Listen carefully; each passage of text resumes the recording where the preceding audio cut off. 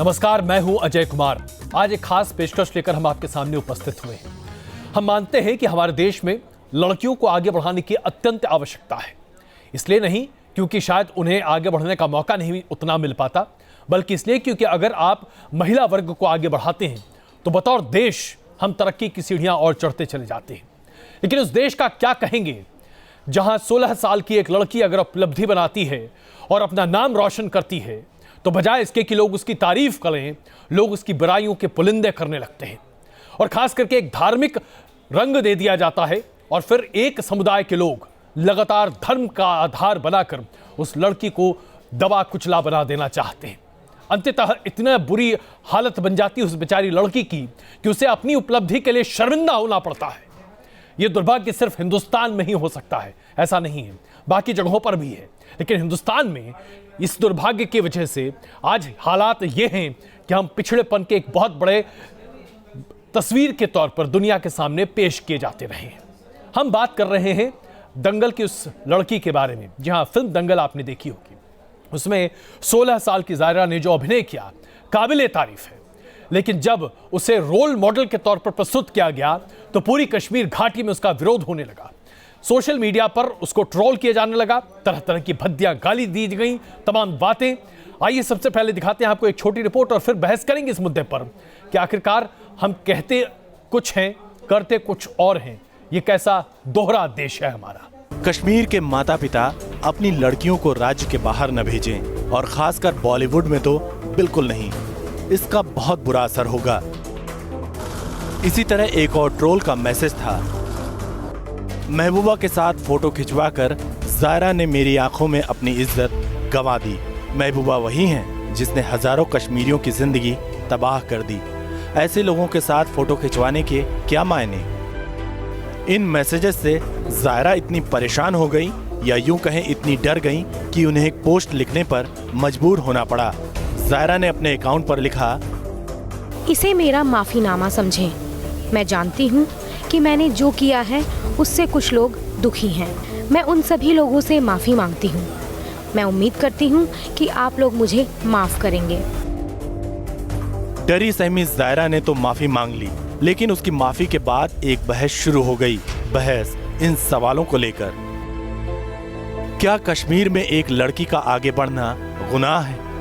क्या कट्टरपंथी अब बच्चियों को निशाना बनाकर अपने नापाक इरादों को पूरा करना चाहते हैं? क्या हर बार की ही तरह इस बार भी सरकारें खामोश रहेंगी और इन नन्हे सपनों को अलगाववाद का ग्रहण लग जाएगा? Team news nation. सवाल यही है, क्या इसी को कश्मीरियत कहते हैं?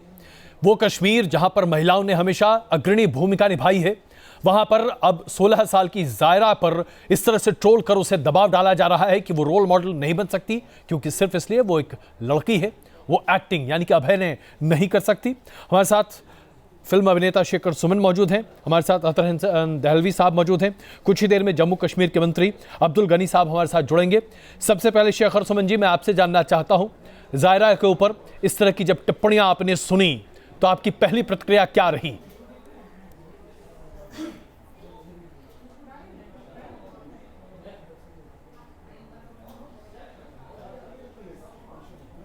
शेखर सुमन जी।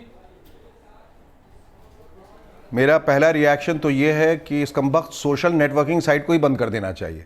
ये हर फसाद की ये जड़ है और थोड़े दिनों तक हिंदुस्तान में ताला लगाकर कहीं बाहर चले जाना चाहिए। हर दिन दंगे, फसाद, लड़ाई झगड़े, इसके अलावा और कुछ सुनने को मिलता ही नहीं है। कोई कुछ भी कहे करे, मतलब इतने फारिग हो गए लोग। मतलब सैफ साहब के साहबजादे जो तैमूर हुए, उसके ऊपर पूरी दुनिया पिल गई। भाई तुम्हारा क्या लेना देना है उससे, कुछ समझ में नहीं आता। और जहाँ अच्छी चीज़ें हो रही हैं, जहाँ ज़ाहिरा वसीम ने एक इतनी इंटेलिजेंट स्टूडेंट है, 92% मार्क लेके आई हैं, और जाहिर है वो रोल मॉडल है। जो पढ़ाई में इतना तेज़ है वो सबके लिए रोल मॉडल तो वहीं हो जाता है। फिर इतनी खूबसूरत फिल्म में उन्होंने काम किया, इतना अच्छा अभिनय किया है। और वहाँ जम्मू कश्मीर के चीफ मिनिस्टर महबूबा मुफ्ती जब उनको शाबाशी देती हैं, बधाई देती हैं, और फिर उन पर लोग पिल जाते हैं, ये अलगाववादी जो हैं, ये सेपरेटिस्ट जो हैं जी। इसके बारे में ये बहुत ही दुर्भाग्यपूर्ण है कि हमारे हिंदुस्तान में ऐसा हो रहा है और ऐसा होने दिया जा रहा है। इसकी मैं बहुत सख्त निंदा करता हूं और मैं समझता हूं कि इस तरह, और ये बहुत ही दुर्भाग्यपूर्ण है कि उस लड़की को आगे आके माफी मांगनी पड़ी। किस लिए? जिंदगी में अच्छा करने के लिए, जिंदगी में रोल मॉडल बनने के लिए अगर आपको माफी मांगनी है तो इससे बड़े हैरत की बात और क्या हो सकती है, और इससे ज्यादा दुख की बात क्या हो सकती है। और उससे भी बड़े दुख की बात है कि जो लोग सपोर्ट कर सकते हैं वो लोग आगे नहीं आ रहे हैं उसको सपोर्ट करने के लिए। ये हम सबका दायित्व हो जाता है, ये हम सबकी रिस्पॉन्सिबिलिटी है कि हम अच्छाई का दामन पकड़ के चले, अच्छाई का साथ दे। अगर उसने कुछ अच्छा किया है तो उसकी प्रशंसा होनी चाहिए, और जायदा के साथ हम सब हैं।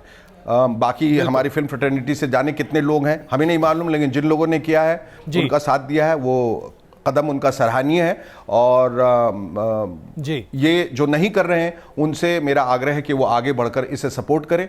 और जाहिदा को मैं ये कहना चाहूँगा कि भले ही दबाव में उन्होंने किया हो, लेकिन उन्हें माफ़ी मांगने की कतई कोई ज़रूरत नहीं थी, और वो माफ़ी वापस उन्हें ले लेनी चाहिए। बिल्कुल शेख उस्मान साहब। इस वक्त हमारे साथ अलगाववादी नेता नईम खान साहब भी मौजूद हैं, लेकिन इससे पहले कि मैं उनसे सवाल करूँ, मैं दहलवी साहब आपसे पूछना चाहता हूँ, इस तरह के ट्रॉल हैं उनके पीछे जो ऐसे शब्दों का इस्तेमाल किया गया है कि एक मुस्लिम होते हुए ऐसी हरकत तुम कैसे कर सकती हो, तुम्हें अल्लाह भी कभी माफ़ नहीं करेगा। देखिए, मैं 3 बातें बहुत संक्षेप में कहूँ। पहली चीज़ तो जम्मू कश्मीर का अगर आप परिप्रेक्ष्य देखें जी, जहाँ औरतें, जैसे आपने भी अपने प्रॉब्लम में कहा, हमेशा आगे रहीं। अगर आप हब्बा कदल यानी हब्बा खातून जिनको जूनी भी कहा जाता है, उससे पहले लल्ला आरिफा जैसी खातून, या फिर आप मौजूदा उसमें देखिए सियासत के अंदर जहाँ जम्मू कश्मीर की औरतों ने चक्षा की बेगमात नूर जहाँ, जो खुद कश्मीर में जाके उसने अलग अलग तामीरात की, उस जगह पे अगर इस तरीके की कोई बात आ रही है तो अपने आप में इंतहाई मैं समझता हूँ कि एक ऐसी सोच है जिसका हम सबको खंडन और जिसकी जो हमको मुखालफत करनी चाहिए। दूसरी चीज़, रियासत जम्मू कश्मीर हिंदुस्तान की वाहिद रियासत थी जहाँ बॉलीवुड की 60% से ज़्यादा फिल्मों की शूटिंग होती थी। तब किसी को इस्लाम याद नहीं आता था, तब किसी को नहीं लगता था कि साहब नरगिस से लेकर काजोल तक यहाँ आ रही है तो हमारे मजहब पे कोई चीज़ हो जाएगी। बिल्कुल। आप सवाल ये है कि लोगों को, आप उनकी आस्था की सही है, मजहब और इस्लाम हर किसी के साथ पाबंदी के साथ शराइत हैं जी, लेकिन अगर वहाँ से कोई निकल के आता, अब से आज तो आप बात कर रहे हैं खाली ज़ाहिरा वसीम की, ये वही लोग थे जिन्होंने रसूल दहलीज, अब मैं आपसे सीधा सवाल जानना चाहता हूँ, ज़ाहिरा वसीम का अभिनय गलत है, शाहरुख खान और सलमान खान का अभिनय सही है? मैं सीधा कह रहा हूँ, ये क्या तमाशा है भाई? ये सोच ये है कि अगर पाकिस्तान की कोई एक्ट्रेस हिंदुस्तान की किसी फिल्म में काम करे, नूरजहां काम करें, पाकिस्तान में हो बाहर हो, तो वो सारी औरतें बहुत अच्छी हैं। जब कश्मीर की या भारत की कोई बच्ची अगर उस काम को करे तो वहाँ आप उसको मजहब से जोड़ेंगे। सवाल ये है कि लोगों को उनके तरीक़ों से जीने की आज़ादी दे दीजिए। अगर आप एक औरत मुख्यमंत्री को बर्दाश्त कर सकते हैं, उसको दूसरे लोगों के साथ देख सकते हैं, तो फिर आप अपनी बच्चियों पे पाबंदियां लगा के कहीं ना कहीं इस्लामी उसूलों का भी और मानवीय उसूलों का भी आप खंडन कर रहे हैं। गौरव साहब, वरिष्ठ पत्रकार, गौहर साहब वरिष्ठ पत्रकार इस वक्त हमारे साथ जुड़ चुके हैं। गौहर साहब, हम आपसे भी जानना चाहते हैं, आखिरकार ये कश्मीरियत का कौन सा चेहरा है जो आज हिंदुस्तान देख रहा है? क्या यही है कश्मीरियत?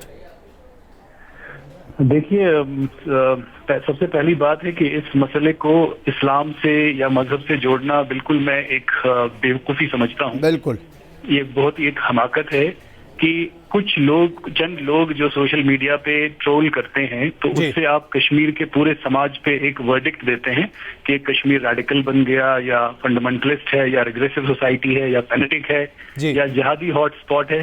ये कंक्लूजन्स बड़े मीडिया, ये शायद इनसे टीआरपी मिलते होंगे या जो ट्रैफिक आता होगा न्यूज वेबसाइट से, लेकिन ये हकीकत जो जमीनी सूरत हाल है उसको नहीं दर्शाती। जमीनी सूरत हाल कुछ और है कि सारा कश्मीर, मोस्ट कश्मीरीज जो हैं वो बड़े खुश हैं ज़ाहिरा वसीम ने जो एक्ट किया है दंगल फिल्म में, और उसकी पर्सनल जो अचीवमेंट है उस पर काफी खुश हैं और उसको काफी अप्रिशिएट किया उन्होंने। लेकिन तो ये प्रॉब्लम जब स्टार्ट हुआ वो तब हुआ जब चीफ मिनिस्टर्स ऑफिस से एक स्टेटमेंट आया।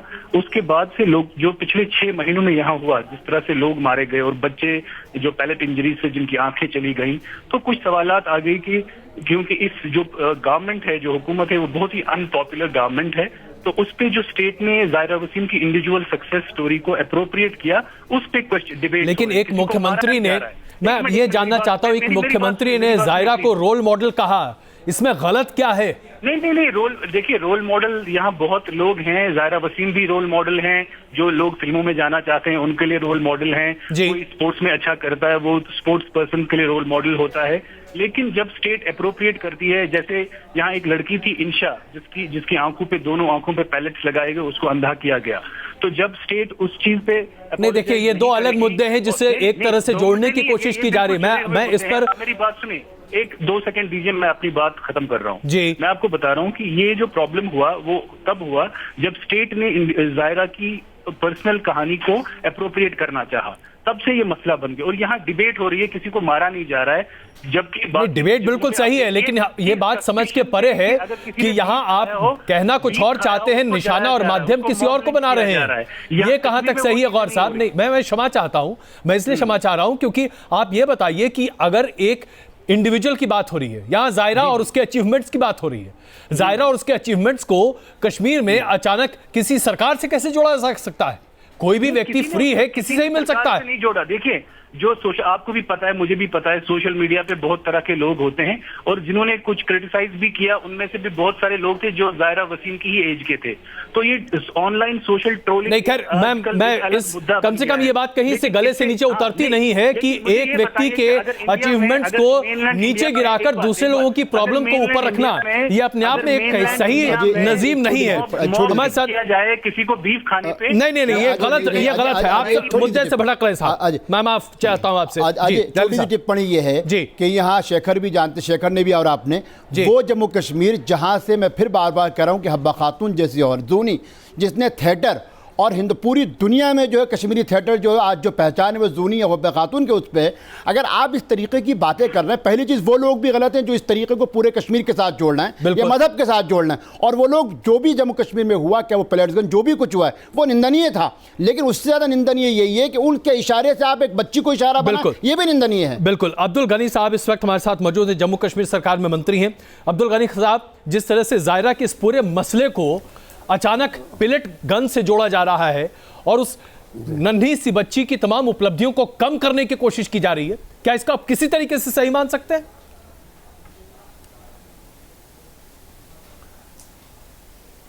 देखिए, ये बड़ी बदकिस्मती की बात है, हमें तो फख्र है जायरा पे। इसके अलावा मैं आपको बताऊं, पिछले दिनों में जिन बच्चियों ने भी आउटस्टैंडिंग परफॉर्मेंस दिखाई, हमने हमारा जेके बैंक का एक कैलेंडर होता है, सब पे उनका फोटो डाला है, नंबर 1। नंबर 2, आपको पता है हमारी लेजिस्लेटिव असेंबली है, इसमें भी हमारी मुस्लिम ख्वातीन है और डट के वो अपना रोल अदा कर रही हैं। इससे पहले जो हुकूमत थी उसमें एक मंत्री थी हमारी, तो वो भी एक लेडी, मुस्लिम लेडी थी। तो जिस ढंग से उन्होंने अपनी इलाके की लोगों की, रियासत की जो प्रॉब्लम थी, जिस ढंग से वो उजागर कर रही हैं, उस पर तो मैं फख्र होना चाहिए। बिल्कुल। वैसे भी मैं बताऊं, ये सिर्फ बात कहने की है, जो लोग कहते हैं उनके घरों के हालात मालूम कीजिए, उनके अपने दाया बाया के हालात मालूम कीजिए, उनके रिश्तेदारों के हालात मालूम कीजिए, ये सिर्फ कहने की बातें हैं। बिल्कुल, बहुत माकूल बात आपने यहाँ पर कही। मैं क्षमा चाहता हूँ, मेरे पास वक्त की कमी से मुझे बीच में आपको रोकना पड़ रहा है। नईम साहब, आपके ऊपर अलगाववादी होने का एक तगमा लगा है, आप इसे चाहे किसी भी तरीके से देखें, लेकिन मैं आपसे जानना चाहता हूँ, कश्मीर की एक लड़की अपना नाम रोशन करती है, क्या इस पर पूरे कश्मीर को गर्व नहीं होना चाहिए? अगर आपने सवाल पूछा तो आप थोड़ा सा सब्र भी करें और इसका जवाब भी आप मुझसे ले लें। बुनियादी तौर पर जहां तक हुर्रियत कॉन्फ्रेंस का ताल्लुक है, हम एक सियासी तहरीक लड़ रहे हैं, और जहां तक जहरा वसीम का ताल्लुक है, वो हमारी कौम की एक जियाली बेटी है, और उसने, जैसे आज किसी ने कहा, बड़ा दुरुस्त भी फरमाया कि उसके मार्क्स भी बड़े अच्छे परसेंट, ब्राइट स्टूडेंट रही है वो और अगर कोई फील्ड कैरियर वो चूज करती है, हुर्रियत कॉन्फ्रेंस या आज़ादी पसंद लोग या कश्मीरी अवाम या यहाँ के मुसलमान उसके खिलाफ किसी ने कोई फतवा नहीं दिया। उसके खिलाफ जिस तरीके से सोशल मीडिया की अब आपने बात की, जैसे गवर्नर ने कहा, सब लोगों ने उसको कंडेम किया है, और सोशल मीडिया आपको मालूम है वहाँ फेक अकाउंट्स भी लोगों ने बनाए हैं और गलत तरीके से। नहीं तो ये कौन कर रहा है?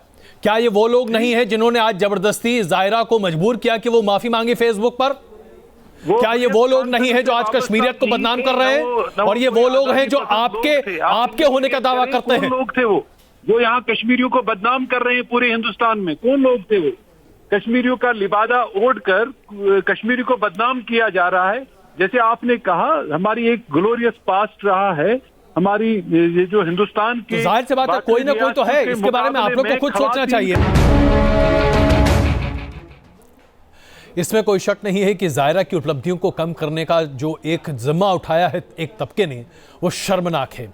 लेकिन अब्दुल गनी साहब, मैं बहुत संक्षेप में आपसे जानना चाहता हूं इस तरह की प्रवृत्तियों से कैसे बचा जा सकता है ताकि कम से कम जम्मू कश्मीर तो बदनाम ना हो? देखिए जी, मैं बताऊं आपसे, ये बदकिस्मती की बात है। पूरे दुनिया में जहां भी मुस्लिम आबाद हैं, आप बताइए क्या वो एक्सपर्ट नहीं है खेलने में? क्या वो बाहर जाके डॉक्टर नहीं बन रहे हैं? क्या इंजीनियर नहीं बन रहे हैं? ये महदूद कश्मीर क्यों लगा रखा है? हालांकि यहाँ पे हमेशा अनरेस्ट होता है। 2008 में हुआ, 6 में हुआ, अब हुआ, और अनरेस्ट होता है, फिर ठीक हालात हो जाते हैं। बताइए ये कौन सा तरीका है कि हम अपने लोगों को, अपने जो तरक्की है हमारी रियासत की, वो कैसे हो सकती है? बिल्कुल, तो मैं आपको बिल्कुल वाज़ेह तौर पे बता दूं, बहुत महत्वपूर्ण बात आपने यहाँ पर कही। दहलवी साहब, एक छोटी टिप्पणी आप। बिल्कुल, मैं एक चीज़ तो कहूँगा, पहली चीज़ तो है कि रियासत जम्मू कश्मीर की तशख़्ख़ुस के लिए ज़ायरा के साथ हम सबको खड़ा होना चाहिए। दूसरे साथ साथ वो तमाम नेता, क्या प्रधानमंत्री हों या राहुल गांधी या जितने भी लोग हैं, जो बेटी बचाओ बेटी पढ़ाओ या दंगल पे जिन्होंने फिल्म को टैक्स फ्री करा है, मैं उनसे उम्मीद रखता हूँ कम से कम एक ट्वीट ही करके कह देते कि ज़ायरा तुम अकेली नहीं, हम तुम्हारे साथ हैं। तो मैं समझता हूँ कि हम सबको ज़ायरा की हिमायत करनी, इसलिए नहीं कि एक मुस्लिम या कश्मीरी बच्ची है, बल्कि इसलिए कि वो बच्चों के लिए एक रोल मॉडल है और हम सबको इस दंगल में वो हमेशा जीतती रहे, उसकी सपोर्ट करना चाहिए। बिल्कुल, आप सबका धन्यवाद इस चर्चा में शामिल होने के लिए। इसमें कोई शक नहीं है कि दंगल फिल्म में जिस तरीके से आपने महिला रेसलर्स को देखा जिन्होंने पूरी मानसिकता को बदलने में एक अहम भूमिका निभाई, आज ज़ायरा भी वही है, एक मानसिकता को बदल रही है। वो इस बच्ची के बढ़ते कदम को रोकना जघन्य अपराध है, इससे कम नहीं।